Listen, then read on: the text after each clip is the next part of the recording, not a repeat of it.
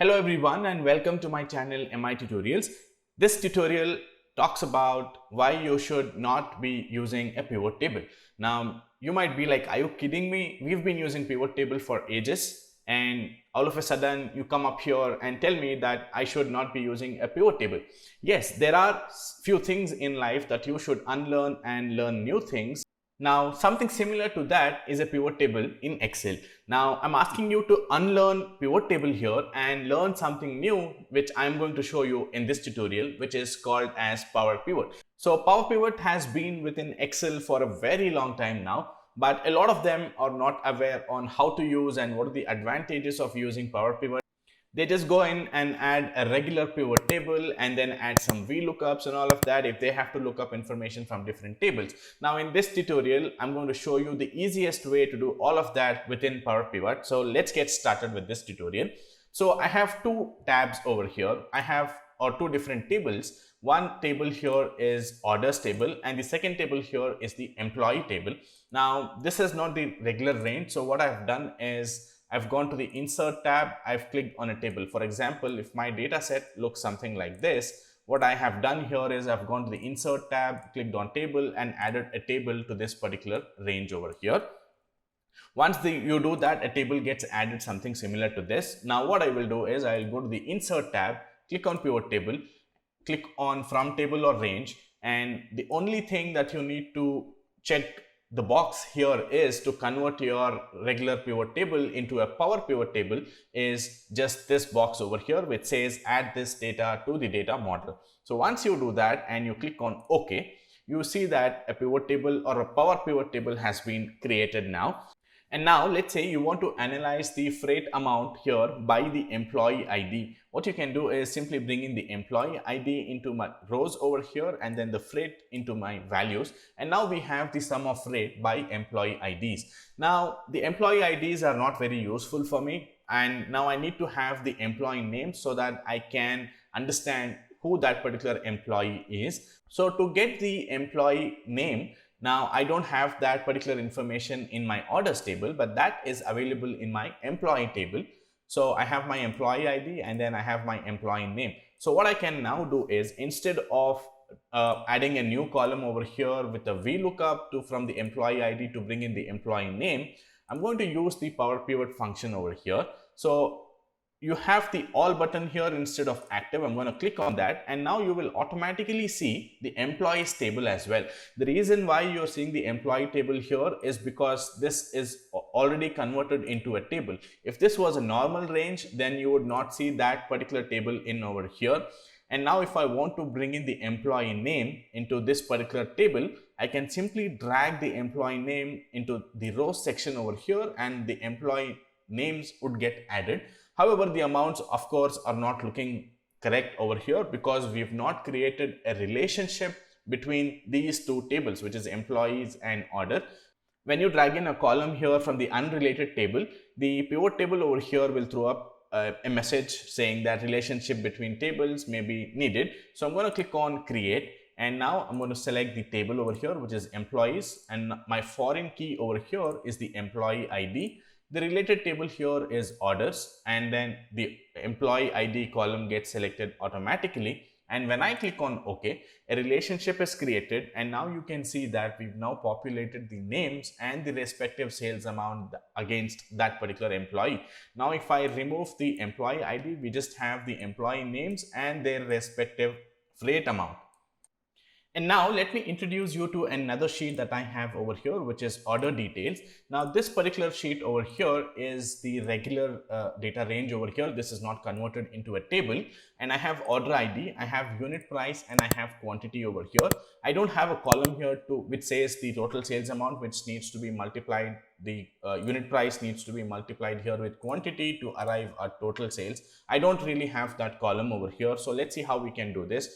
So let's go back to the summary tab over here and let's go under all, and I don't get to see the order details table over here. The reason why I don't see that here is because we have not converted this range into a table. So I'm going to quickly do that. I'm going to go to insert, click on table. My table has headers. Okay. And then I will rename this as order underscore details. I'm going to click on OK. So now I have a new table created called as order details. Let's go back to the summary tab, and now you will see that we've got the order details created, and you will see that there's a little line over here, distinction between the other two tables. It is saying that this particular table is not related to these two tables. So we will now create a relationship between the tables over here. So to do that, let's go to the Power Pivot tab over here and let's click on Add to Data Model. So once you do that, this particular table gets added into our data model. And now let's go to the diagram view. This is where we will create the relationship between the tables. This is another way of creating relationship. The first way we saw that we created the relationship within the pivot table itself, but now we will create this using the diagram view in the manage data model section. And what we will now do is we will create a relationship between the orders table and the order details table. I'm going to drag the order ID here and connect it with the order ID. And now we've created a relationship between all these three tables. Let's go back now. I'm going to click on close and let's go back to the summary tab. And now you will see that the line or the different section that we saw earlier over here has disappeared, and there is a relationship between all these three tables created. And now what I can do is I'm going to expand the order details tab. This is where we need to multiply the unit price here with quantity. I'm going to right click over here and click on add measure. And over here, I'm going to use the measure called as sumX, which is going to multiply the unit price by quantity. And it's the first argument here is to enter the table name, which is order details in this case, followed by a comma. And then I'm going to say unit price multiplied by quantity, right? I'm going to select this. I'm going to close the bracket over here. You can click on check DAX formula to make sure that there are no errors over here. I'm going to quickly give a name to this particular measure. I'm going to call this as sales amount, and then I'm going to click on OK. And now a new measure has been created called as sales amount. And now to add a new pivot table, I don't really need to go anywhere over in this sheet and then click on add. I'm going to simply come over here, select the cell where I want to add a pivot table. I'm going to come here into pivot table from data model. I'm going to just click on OK. New pivot table has been added with all these three tables that I wanted. And now by employee name, or now let's say by employee name, you want to know the total sales amount. So I can simply bring in the total sales amount into this particular field over here. And now we have the total sales amount by the employee. And if you want to know by year, you can do that as well. Now that we have created the relationship, go to the orders tab and bring in the order date into the columns over here. And this will take a couple of seconds. And now we have the sales by year by every single employee.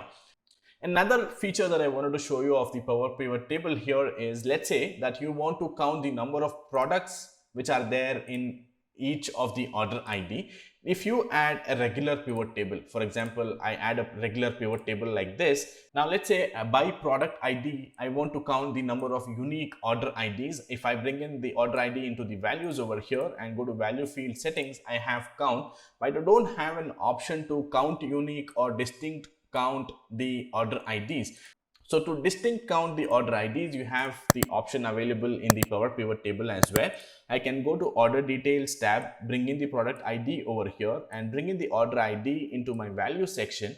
And now when I click on value field settings, and if I scroll down over here, you have an option to distinct count, and I'm going to click on OK. And now I have my distinct count of order IDs for that particular product ID. Now, these are the things which are possible to do only in the Power Pivot, and this is not possible to do in a pivot table. So it's time for you to now switch from using pivot table to the Power Pivot table. So that's it guys, in this particular tutorial. I hope this tutorial has been helpful to you. You've learned something new today. Please consider subscribing to my channel for more such tutorials.